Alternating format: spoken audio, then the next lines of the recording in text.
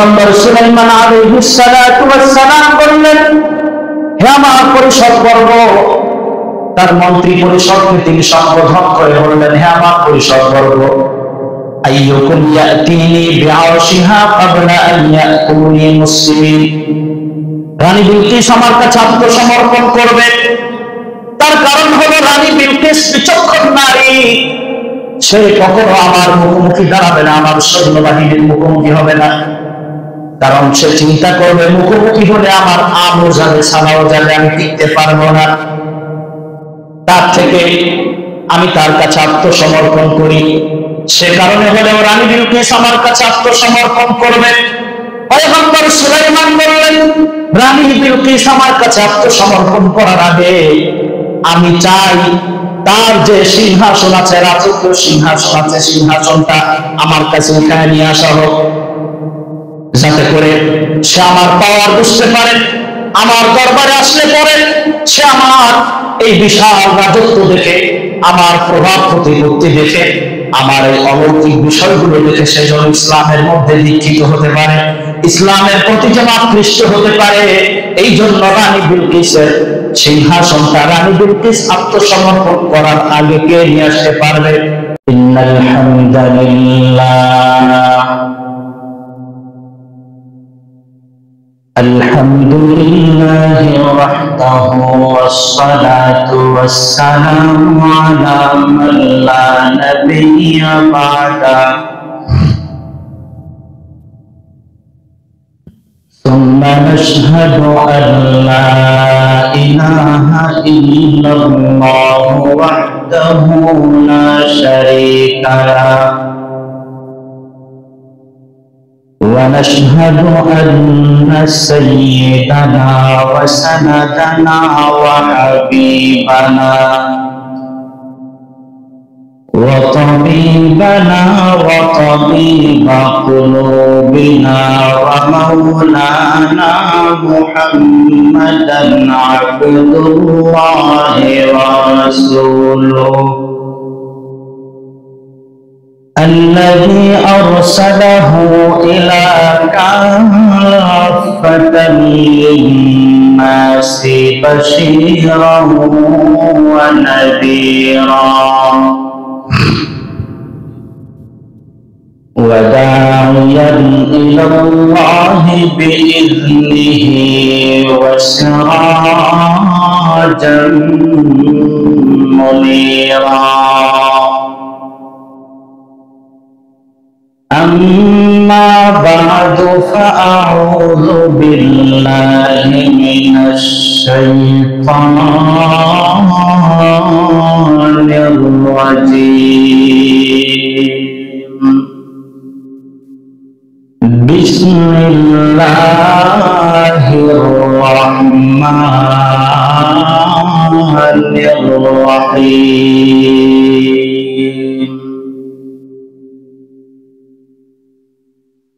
فلما جاء سليمان قال أتمدونني بمال فما آتاني الله خير مما آتاكم بل أنتم بهديتكم تفرحون. ارجع إليهم فلنأتينهم بجنود لا قبل لهم بها ولنخرجنكم منها أذلة وهم صاغرون.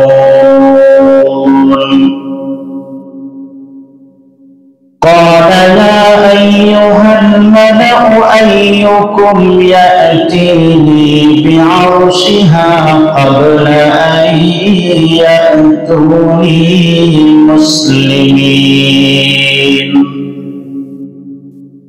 قال عفريت من الجن أنا آتيك به قبل تقوم من مقامك وإني عليه لقوي أمين.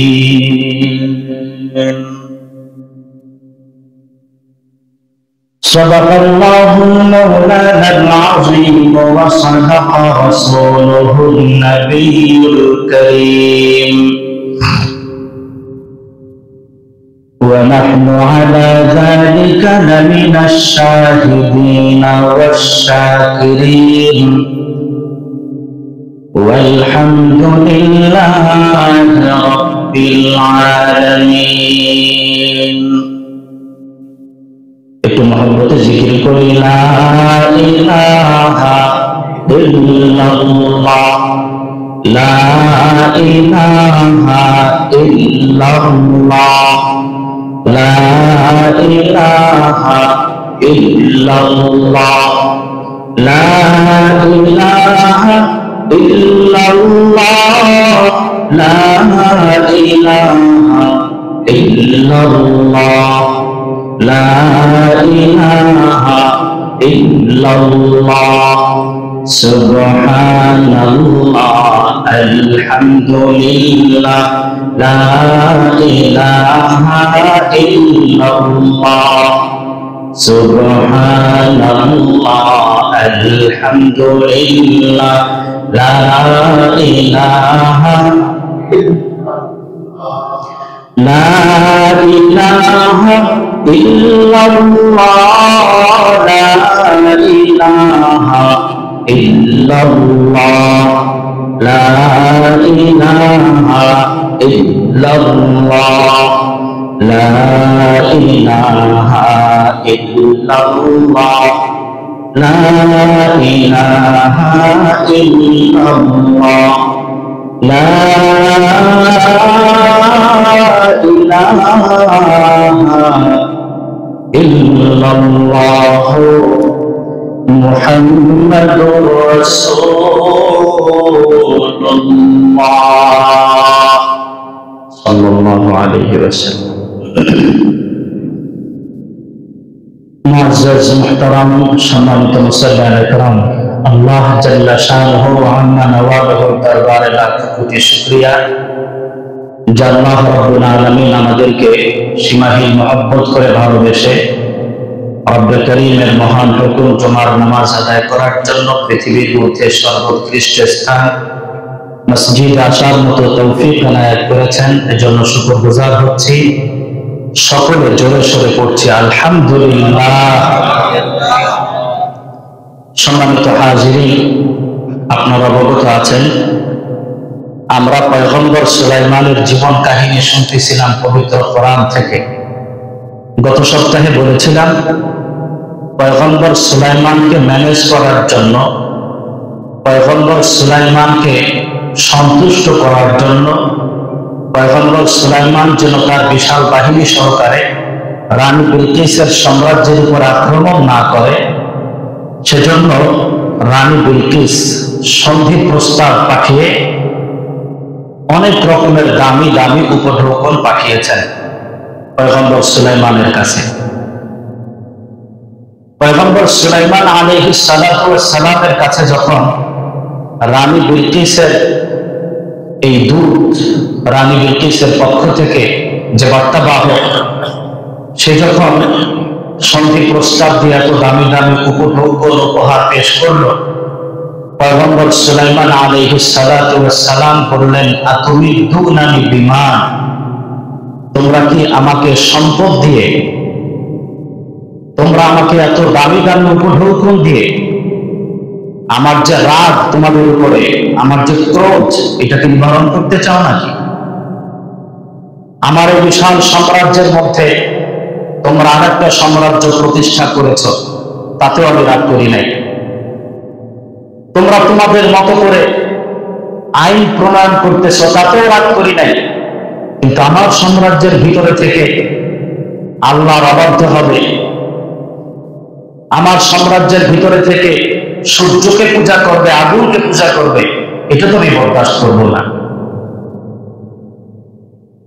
পয়গম্বর সুলাইমান বললেন, ফামা আতানি আল্লাহু খায়রুম মিম্মা আতাকুম, তোমরা আমাকে যা দিয়েছো, আমার জন্য তোমরা যা নিয়ে আসছো, এর থেকে অনেক দামি দামি সম্পদ আল্লাহ রাব্বুল আলামিন আমাকে দান করেছেন। সুবহানাল্লাহ।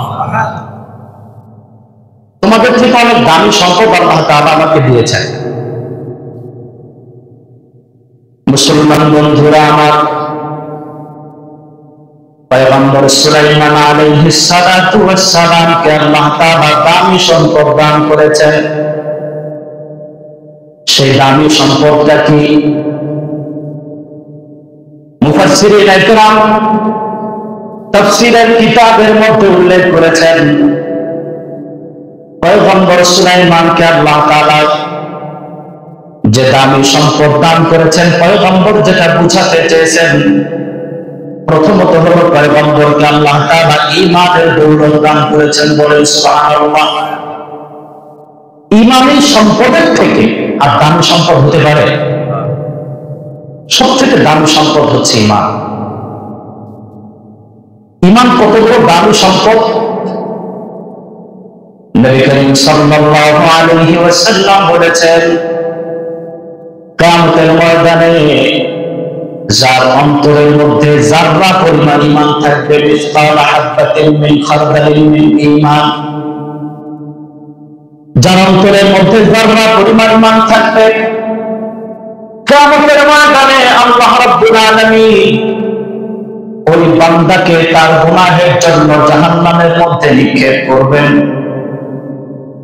জাহান্নামের মধ্যে নিক্ষিপ্ত হওয়ার পরে দীর্ঘদিন পর্যন্ত সে জাহান্নামের আগুনে তাকে জ্বালানো হবে, কারণ গুনাহ করছে দুনিয়াতে। মুসলমান বন্ধুগণ, দীর্ঘদিন পর্যন্ত জাহান্নামের আগুনে জ্বালানোর পরে তার গুনাহের শাস্তি যখন শেষ হয়ে যাবে, আল্লাহ তাআলা ফেরেশতাদেরকে বলবেন, তাকে জাহান্নাম থেকে উঠায় নিয়ে আসো। উঠিয়ে আনা হবে। এরপরে তাকে আবে হায়াতের মধ্যে তাকে গোসল করানো হবে। ও মুসলমান, এই আবে হায়াতের মধ্যে গোসল করানোর পরে লোকটা এতদিন পর্যন্ত জাহান্নামের আগুনে পড়তে পড়তে অঙ্গার হয়ে গেছিল, শরীর থেকে শোনায় সব কয়লা হয়ে গেছে। এই আবে হায়াতের মধ্যে যাওয়ার সাথে সাথে সে আগের থেকে আরো সুন্দর চামড়াওয়ালা হয়ে যাবে। সুবহানাল্লাহ। কারণ আল্লাহ তাআলা তাকে জান্নাতে দিবেন। জান্নাতে তো যেই সেই মানুষ যেতে পারবে না। জান্নাতে যাওয়ার জন্য তার চেহারাগত আকৃতিগত যোগ্যতাও থাকার দরকার আছে। এটা দুনিয়ার জন্য না, আখিরাতের জন্য। এই দুনিয়াতে বৃদ্ধ মানুষ দুনিয়া থেকে বিদায় নিয়ে চলে গেছে, কিন্তু জান্নাতে কোনো বুড়া মানুষ যাবে না। তার অর্থ কি এটা যে যারা দুনিয়া থেকে বৃদ্ধ অবস্থায় কবরে গিয়েছে, তবে ঈমান নিয়ে কবরে গেছে, জান্নাতি মানুষরা দুনিয়া থেকে গেছে, আল্লাহ রাসূল বলছেন বুড়া মানুষ জান্নাতে যাবে না, সেজন্য এই লোকটাও জান্নাতে যাবে না? বুঝাইতে পারি নাই মনে হয়। যাবে, জান্নাতে যাবে। তবে জান্নাতে যে যাবে, আল্লাহ তাআলা তাকে ওইরকম টকবকে জোয়ান বানায় দিয়া, 40 বছরের চল এরকম জোয়ান বানায় দিয়া, সুন্দর চেহারা বিশিষ্ট বানায় আল্লাহ তাআলা তাকে জান্নাতে প্রবেশ করাবেন। ভাইরা আমার, ওই লোকটাকে দীর্ঘদিন পর্যন্ত জাহান্নামের আগুনে জ্বালানোর কারণে লোকটার শরীরের মধ্যে কিছু নাই, সব কয়লা হয়ে গেছে। আবে হায়াতের মধ্যে গোসল করাইয়া আগের থেকে আরো বেশি সুন্দর বানায়া দিয়া আল্লাহ রাব্বুল আলামিন তার সুন্দর জান্নাতের মধ্যে তাকে দাখিল করে দিবেন। কারণ তার কলিজার মধ্যে যারা পরিমাণ হলেও ঈমান ছিল। বুঝতে পারছেন? তো সুলাইমান আলাইহিস সালাম তিনি বুঝাইতে চাইলেন, সব থেকে দামি সম্পদ হলো আমাকে আল্লাহ তাআলা ঈমান দিয়েছেন, তোমাদের মধ্যে কি নাই? ঈমান নাই। তোমরা সূর্যকে পূজা করো, আগুনকে পূজা করো, আর আমি এক আল্লাহ পূজা করি। আমি আগুনের স্রষ্টাকে পূজা করি, সূর্যের যে স্রষ্টা তাকে পূজা করি। সুবহানাল্লাহ ওয়া বিহামদিহি।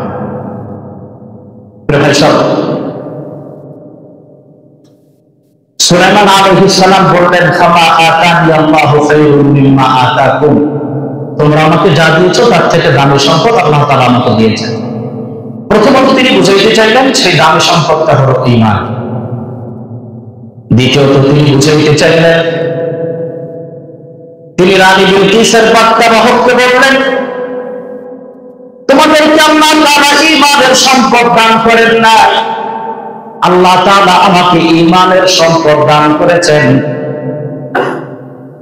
সবথেকে বড় যে সম্পদ আল্লাহ তাআলা আমাকে দান করেছেন, ঈমানের থেকেও দামি সম্পদ, সেটা হলো আল্লাহ রাব্বুল আলামিন আমাকে গোটা মানব মণ্ডলীর জন্য আল্লাহ তাআলা আমাকে দুনিয়াতে পয়গম্বর বানায়া সৃষ্টি করেছে।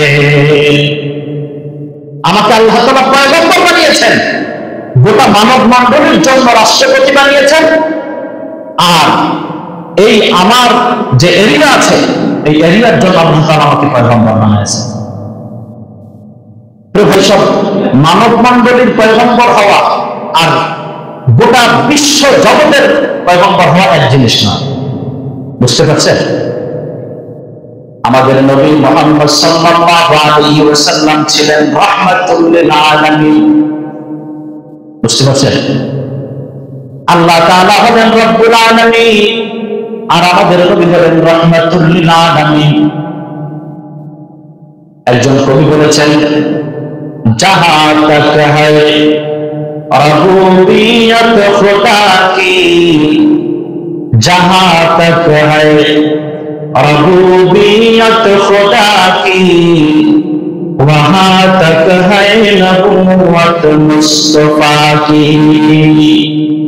আল্লাহ রাব্বুল আলামিনের রবুবিয়ত যত জায়গায় চলে, যে সব জায়গার জন্য, যত মাখলুকাতের জন্য আমার আল্লাহ তাআলা গোটা মাখলুকাতের জন্য আমার রাসূল রাহমাতুল লিল আলামিন। রাসূল মানুষের রাসূল, জিনের নবী, এরপরে পশু পাখি গাছপালা নদী নালার মাছ সব কিছুর জন্য আমার রাসূল তিনি নবী হয়ে দুনিয়াতে প্রেরিত হয়েছেন। সুবহানাল্লাহ। কিন্তু পয়গম্বর সুলাইমান আলাইহিস সালাম তার রাষ্ট্রের জন্য তিনি পয়গম্বর ছিলেন।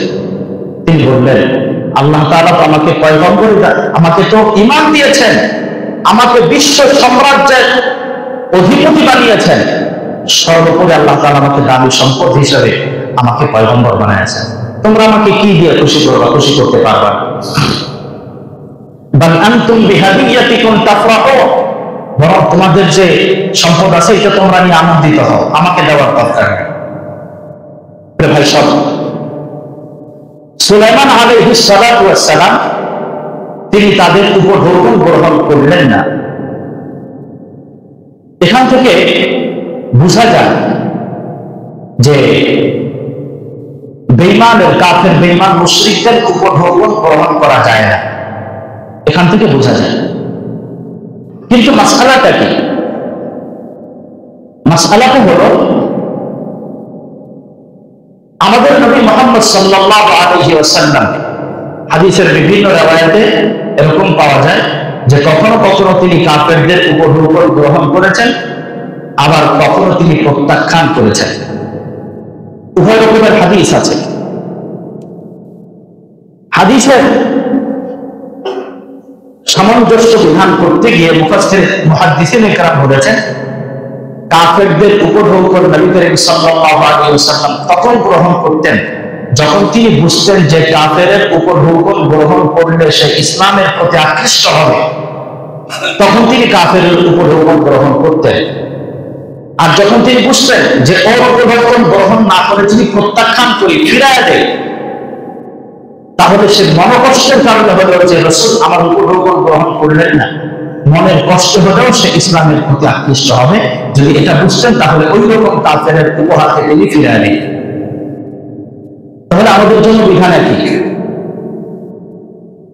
কাফেরের উপর হুকুম গ্রহণ করা জায়েজ তখন যদি বুঝি যে তারপর সে আমার জন্য হাদিয়াটা নিয়ে আসছে, এই হাদিয়াটা নিলে সে ইসলামের প্রতি আকৃষ্ট হতে পারে, আমার সঙ্গে সুসম্পর্ক রেখে হতে পারে কোনো না কোনো একটা ইসলামের মধ্যে চলে আসবে, তাহলে তার উপর হুকুম নেওয়া যাবে।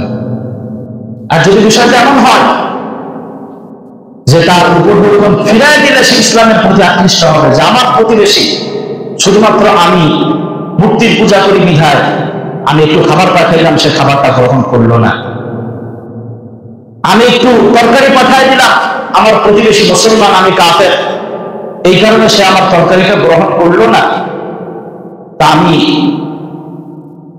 আমার মুসলমান হওয়া দরকার, এইরকম মনোভাবনা যদি কারোর ভিতরে থাকে যে তার উপঢৌকনটা ফিরাই দিলে সে ইসলামের প্রতি আকৃষ্ট হবে, তাহলে তার এই উপঢৌকন উপহারকে ফিরাই দিতে হবে। এটা হলো আমাদের জন্য মাসআলা। কিন্তু ঘুষ এটা নেওয়ার কোনো সুযোগ আছে? মুসলমান বন্ধুরা আমার, আল্লাহ রাব্বুল আলামিনের জালিলুল কদর পয়গম্বর হযরত সুলাইমান আলাইহিস সালাতু ওয়াস সালাম তিনি কেন উপঢৌকনকে ফিরাই দিলেন? মুফাসসিরিন ইকরাম তাফসীরের কিতাবের মধ্যে লিখছেন, রানী বিলকিস তাকে কোনো উপঢৌকন দেয় নাই, তাকে ঘুষ দিছিল। কি দিছিল? তার কারণ হলো রানী বিলকিস বুঝতে পেরেছিল পয়গম্বর সুলাইমান তার বিশাল বাহিনী সহকারে যদি আমার রাজত্বের উপর আক্রমণ করে সবকিছু তছনছ হয়ে যাবে, আমাকে গ্রেফতার করার আগেই আমার ভারত চলে যাওয়া লাগবে, থাকতে পারবো না। রানী বিলকিস বুঝতে পেরেছিলেন পয়গম্বর সুলাইমান যদি আমাকে ধরে তাহলে আমার কোনো রেহাই নাই, এই জন্য সম্পদ দিয়ে খুশি করতে চাইছিল, তার মানে এটা ঘুষ। ভাইরা আমার, পয়গম্বর ঘুষ খাবেন? ভাই সব ঘুষ নেওয়া ঘুষ দেওয়া সমান সমান গুনাহ। সিদ্ধান্ত নেন যেসব কাজে ঘুষ দিতে হবে ওই কাজ কোনোদিন করবো না। ঘুষ তো দিবই না, কোন জায়গায় গিয়ে ঘুষ দিতে হবে এইরকম কাজ কোনোদিন করবো না, এই সিদ্ধান্ত যদি বাংলাদেশের ৯২% মুসলমান জনগণ যদি নিতে পারতো, বাংলাদেশের কর্মকর্তারা ঘুষ করে নিত না। কোন একজন কর্মকর্তাকে জিজ্ঞাসা করা হয়েছে, ভাই আপনি ঘুষ নেন কেন? এই কয়েকদিন আগে, আমার মনে নাই, পত্রিকার খবর পাইছি, প্রচুর পরিমাণে ঘুষ চাইছে। বলে আমি তো ঘুষ নেই না, আমাকে জোর করে দিয়ে যায়, কারণ সে মনে করে যে ঘুষ নিলে পরে কাজটা তাড়াতাড়ি হবে, এই জন্য জোর করে ঘুষ দিয়ে যায়। আমরা জনগণ কর্মকর্তাদেরকে খারাপ বানাইছি। আমরা যদি এই প্রচলনটা আজকে থেকে বন্ধ করে দিই, সমস্ত কর্মকর্তারা ঘুষ নেওয়া বন্ধ করে। ঘুষ না পেলে নিবে থেকে কাজ তো তাদেরকে করতে হবে, নতুবা তো বেতন বন্ধ হয়ে যাবে। পয়গম্বর সুলাইমানকে রানী বিলকিস ঘুষ দিল। পয়গম্বর সুলাইমান বুঝতে পারলেন, তিনি সেটাকে উপেক্ষা করলেন, আরো বেশি রাগ করলেন। রাগ করে কি বললেন? আল্লাহ তাআলা বলছেন, قال يا أيها الملأ أيكم يأتيني بعرشها قبل أن يأتوني مسلمين। পয়গম্বর সুলাইমান আলাইহিস সালাতু ওয়াস সালাম বললেন, হে আমার পরিষদবর্গ, তার মন্ত্রী পরিষদকে তিনি সম্বোধন করে বললেন, হে আমার পরিষদবর্গ, আইয়ুকুম ইয়াতিনি বিআরশিহা ক্বাবলা আন ইয়াতুনি মুসলিমিন। রানী বিলকিস আমার কাছে আত্মসমর্পণ করবে। তার কারণ হলো রানী বিলকিস বিচক্ষণ নারী, সে কখনো আমার মুখোমুখি দাঁড়াবে না, আমার সৈন্যবাহিনীর মুখোমুখি হবে না, কারণ সে চিন্তা করবে মুখোমুখি হলে আমার আমও যাবে, সালাও যাবে, আমি টিকতে পারবো না। তার থেকে আমি তার কাছে আত্মসমর্পণ করি। সে কারণে হলেও রানী বিলকিস আমার কাছে আত্মসমর্পণ করবে। পয়গম্বর সুলাইমান বললেন, রানী বিলকিস আমার কাছে আত্মসমর্পণ করার আগে আমি চাই তার যে সিংহাসন আছে, রাজকীয় সিংহাসন আছে, সিংহাসনটা আমার কাছে উঠায় নিয়ে আসা হোক। মুসলমান বন্ধুরা আমার, রানী বিলকিস সিদ্ধান্ত নিল আত্মসমর্পণ করবে।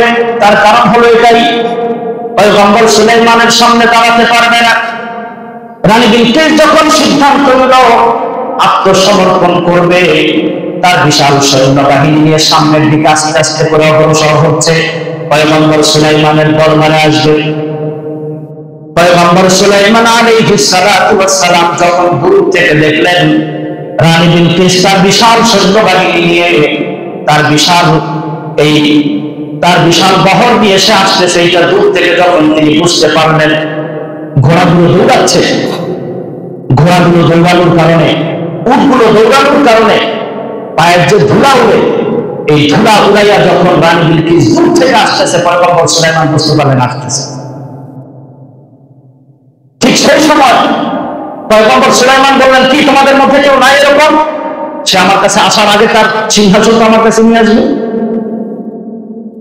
আল্লাহ তাআলা বললেন, ক্বালা ইফরিতুম মিনাল জিন্নি আনা আতীকা বিহি ক্বাবলা আন তাকুমা মিন মাকামিক।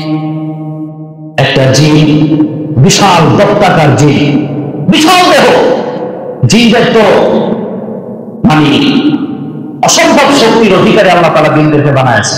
কিন্তু সেই জিনেরাও কোরআনের কাছে আত্মসমর্পণ করতে বাধ্য হয়। এ কারণে জিনদের এত শক্তি থাকার পরেও ওলামায়ে কেরামের যারা এইরকম জিন বশ করতে পারে, আমি পারি না, আমার কাছে আসেন না কোনো সময়, কিন্তু বারবার বলতেছি, জিন যারা বশ করতে পারে, যারা কোরআন থেকে জিনদের উপরে এভাবে প্রভাব বিস্তার করতে পারে, তাদের কাছে জিন এসে অসহায় হয়ে যায়। কারণ কোরআন এটা তো দুনিয়ার কোনো মাখলুক না, এটা আল্লাহ তাআলার সিফাতি কালাম। এটা পড়লে জিন আর কিছু করতে পারে না, করতে পারে না। এই জন্য তো যত বড় পিচাস হোক, এই যে আমরা বলি না, কত কিছু বলি, ভূত পেটনি, কত কিছু বলি, যাই হোক না কেন, আয়াতুল কুরসির আমল করবেন, আপনাকে কেউ কোনো ক্ষতি করতে পারবে না। একটা জিন সে লাফ দিয়ে দাঁড়ায় গেল, বলল, পয়গম্বর আপনি যদি আমাকে অনুমতি দেন, তাহলে আমি এখনই ওর সিংহাসন আপনার পলকের মধ্যে এনে দেব। পয়গম্বর সুলাইমান আলাইহিস সালাম তাকে অনুমতি দিতে যাবেন, ঠিক এই সময় তার পাশ থেকে আরেকজন দাঁড়াইল। তাফসীরের কিতাবের মধ্যে আসছে, এটা হলো পয়গম্বর সুলাইমানের খালাতো ভাই, নাম হলো আসিফ ইবনে বারকিয়া। আসিফ ইবনে বারকিয়া পয়গম্বর সুলাইমানের খালাতো ভাই। সে বলল, আমি ওর থেকে আগাই না দেব, ওই জিন যতটা দ্রুত এনে দিবে, তার থেকে আমি আরো দ্রুত এনে দেবো আপনার কাছে সিংহাসন। সুবহানাল্লাহ বলতে পারলাম না। পয়গম্বর সুলাইমান চিন্তা করলেন যে কিসের শক্তিকে এত দ্রুত এনে দিতে পারবেন? জিন তো সব থেকে দ্রুত কাজ করে, তার থেকেও দ্রুত কাজ করবে কিসে? সে বলল, জিন বলল, ইফরিতুম মিনাল জিন্নি আনা আতীকা বিহি ক্বাবলা আন তাকুমা মিন মাকামিক। আপনি আপনার জায়গা থেকে সরে যাওয়ার আগে আমি এনে দিব।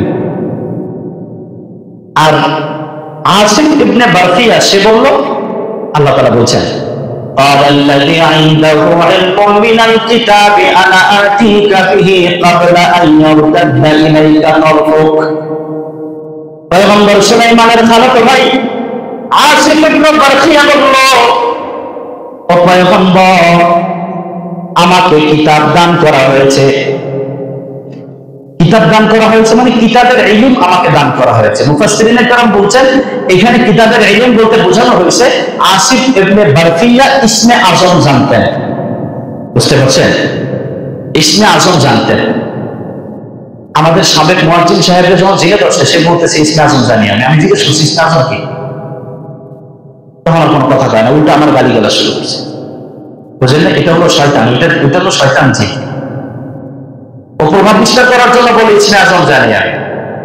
ইসমে আজম একটা পাওয়ার বিষয়। ইসমে আজম পড়ে যে কোনো দোয়া করলে সঙ্গে সঙ্গে আল্লাহ রাব্বুল আলামিন দোয়া কবুল করেন।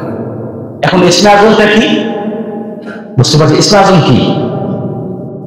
ইসমে আজম শক্তি না, ইসমে আজম কোনো একটা মানে একটা কি বলে একটা ইলমের নাম, একটা জ্ঞানের নাম। সেই জ্ঞানটা কি এটা পরে বলি, অপেক্ষায় থাকেন। তো ও বলতেছে যে আমার কাছে কিতাবের ইলম আছে, আমার কিতাবের ইলম দিয়ে, মুফাসসিরিনে কেরাম বলেন যে তার কিতাবের ইলম মানে হলো তার ইসমে আজম দিয়ে আইয়াউতাদ্দা ইলাইকা তারফুক, আপনি চোখের পলক ফেলার আগে আমি ওর সিংহাসন আপনার কাছে নিয়ে আসবো। সুবহানাল্লাহ। চোখের পলক ফেলার আগে ৮০ হাত লম্বা, ৪০ হাত চওড়া, হাজার হাজার প্রহরী এদের সবার চোখ ফাঁকি দিয়ে আমি আপনার চোখের পলক ফেলার আগে, চোখের পলক আমরা কত সেকেন্ডে ফেলি, একদম মানে সামান্য থেকে সামান্য পরিমাণের ডিফারেন্স আমরা চোখের পলক মারি। ও বলতেছে আসিফ ইবনে বারকিয়া বলতেছে যে আমি চোখের পলক ফেলার আগে আপনার কাছে নিয়ে আসবো। কথাটা আমার না, কোরআনের। এই জন্য সব কিছুর উপরে যে সত্য আল্লাহ তাআলা সৃষ্টি করেছেন তার নাম হচ্ছে কোরআনুল কারীম। এটা হচ্ছে কিতাবের ইলম, এই কিতাবের মধ্যে ইসমে আযম আছে। প্রশ্ন হলো পয়গম্বর সুলাইমানের সময় তো এই কিতাব ছিল না, এই কিতাব ছিল না, কিন্তু এই কিতাবের ইলম ছিল। পয়গম্বর সুলাইমান যে কিতাবকে অনুসরণ করতেন, জাবুর কিতাব, তার বাপের উপরে নাযিল হয়েছিল, দাউদ আলাইহিস সালামের উপরে। ওই জাবুর কিতাবের ইলম এই কিতাবের মধ্যে নাই। এই কিতাবকে, এই কিতাবের শক্তি ব্যবহার করে তিনি চোখের পলকের মধ্যে নিয়ে আসবেন। পয়গম্বর সুলাইমান আলাইহিস সালাম বললেন তাহলে তো আরো বেশি ভালো হয়। জিন বলছে আপনি জায়গা থেকে সরার আগে, আর ও বলছে আমি চোখের পলক ফেলার আগে আপনার কাছে নিয়ে আসবো। ভাই সব নিয়ে আসতে পেরেছিল কি পেরেছিল না, আল্লাহ তাআলা যদি তৌফিক দান করেন সামনে বলবো ইনশাআল্লাহ তাআলা সামনের জুমায়।